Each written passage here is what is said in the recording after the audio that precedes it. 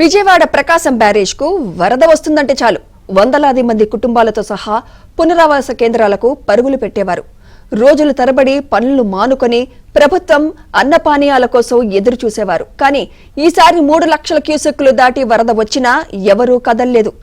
ఎవరింట్లో వారు పనులు చేసుకుంటున్నారు. ఇందుకు ప్రధాన కారణం ఏపీ సీఎం చంద్రబాబు.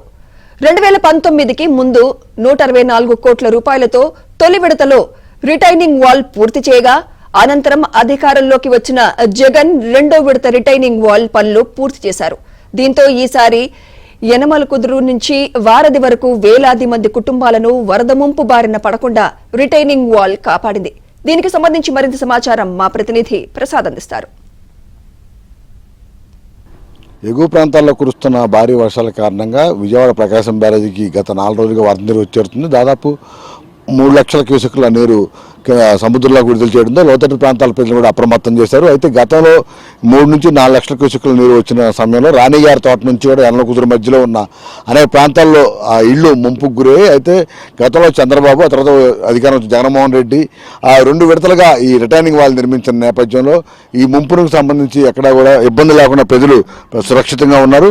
ఇదే ప్రాంతంలో ఇప్పుడు మనం చూస్తున్నాం. ఎక్కడైతే వారధి దగ్గర నుంచి కూడా ఈ మొత్తం వాటర్ అంతా ఇళ్ల మధ్యలో ఈ పాటికి ఉండాల్సి వచ్చింది. ఇక్కడ ఉన్న చాలా మంది ప్రజలు కూడా పునరావాస కేంద్రాలకి హై స్కూల్కి కావచ్చు, ఇందిరాగాంధీ స్టేడియంలో కూడా పునరావాస కేంద్రాలు ఏర్పాటు చేసి వారందరూ కూడా అక్కడ తరలించే ప్రక్రియ జరుగుతూ ఉండేది. ఎప్పుడు వరదలు వచ్చినా కూడా ఈ మొత్తం రామలింగేశ్వర నగర్, బాలాజీ నగర్, రాణిగారి తోట, భూపేష్ గుప్తా నగర్ ప్రాంతాల ప్రజలందరూ కూడా ఈ కృష్ణానది పరివాహ ప్రాంతంలో ఎవరైతే నివాసాలు ఉంటున్నారో వారందరినీ కూడా తరలించాల్సిన పరిస్థితి. దీనికి సంబంధించి అప్పటి ప్రజలు కూడా అనేక సందర్భాల్లో నాయకులు కూడా విజ్ఞప్తి చేశారు. 2014-19 మధ్యలో అధికారంలో చేపట్టిన తెలుగుదేశం పార్టీ ప్రభుత్వ హయాంలో అప్పటి ముఖ్యమంత్రి చంద్రబాబు నాయుడు 164 కోట్లు రిటైనింగ్ వాల్ నిర్మాణానికి నిధులు కేటాయించారు. దీంతో యనమలకుదురు నుంచి కూడా భూపేష్ గుప్తా నగర్ వరకు, ఆ గీతానగర్ కరకట్ట వరకు కూడా ఈ మొత్తం ఆ రిటైనింగ్ వాల్ నిర్మాణం అప్పట్లో పూర్తి చేశారు.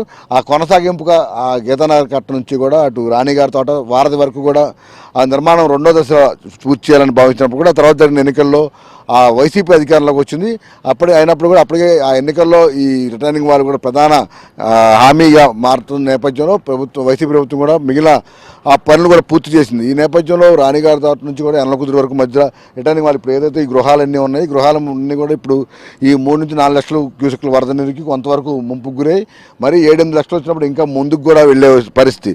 కానీ ఇప్పుడు రిటైనింగ్ వాల్ నేపథ్యంలో ఈ ఎక్కడ కూడా ప్రజలు ముంపుకు గురి కాకుండా ఇక్కడే ప్రశాంతంగా ఉండే విధంగా కూడా ప్రభుత్వాలు చేపట్టిన చర్యలు సత్ఫలితాన్ని ఇచ్చాయి. ప్రస్తుతం మనం చూస్తున్నాము ఈ వరద ఉద్ధృతి కూడా ఈ మొత్తం లోపల రాకుండా రిటైనింగ్ వాల్ నిర్మాణం కూడా పూర్తిగా జరిగిన పరిస్థితి. మొత్తం కూడా రోడ్డు యనమలకుదురు నుంచి వారధి వరకు మెయిన్ రోడ్లో నుంచి వెళ్లకుండా ఈ కట్టెంపుడు కూడా ఒక రహదారి ఏర్పాటు చేస్తే రహదారిలో కూడా ప్రత్యేకంగా 2 వీలర్స్, కార్ల వరకు అనుమతించేందుకు కూడా ప్రణాళికలు సిద్ధం చేశారు. అయితే దీనికి సంబంధించి ప్రభుత్వ పరంగా నిధులు కేటాయిస్తే త్వరలోనే ఈ మార్గం మొత్తం కూడా ప్రధానంగా రహదారి ఏర్పాటు చేసే అవకాశం ఉందని కూడా చెప్తున్నారు. ప్రస్తుతం ఈ దారి నిరుపయోగంగా ఉన్న నేపథ్యంలో వృధాగా ఉందని కూడా ఇక్కడ ఉన్న పాలకులు, ప్రజలు అభిప్రాయపడతా ఉన్నారు.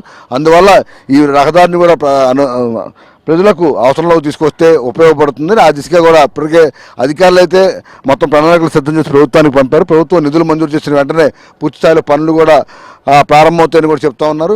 ఇక ఈ ప్రస్తుతం ఈసారి వరదల వల్ల ఈ యనమలకుదురు, రామలింగేశ్వర నగరు, అలాగే బాలాజీ నగరు, గీతానగరు, రాణిగారి తోట మొత్తం ఈ ప్రాంతాల ప్రజలందరూ కూడా ఇబ్బంది లేకుండా ఉన్నామని కూడా చెప్తా ఉన్నారు. అదేవిధంగా ఈ రహదారి కూడా పూర్తి స్థాయిలో నిర్మాణం జరిగితే ఇక్కడ ఉన్న ప్రజలకు కావచ్చు, బయట నుంచి వచ్చే వాహనాలు కూడా రామలింగేశ్వర కరకట్ట మీదకే కాకుండా ఇటువైపు కృష్ణానది పరివాహ ప్రాంతంలో ఈ గట్టు వస్తే మరింత వెసులుబాటు ఉంటుందని ప్రజలు అభిప్రాయపడుతున్నారు. ఆ దిశగా కూడా ఆ చర్యలు తీసుకోవాలని కూడా ప్రభుత్వానికి విజ్ఞప్తి చేస్తున్నారు.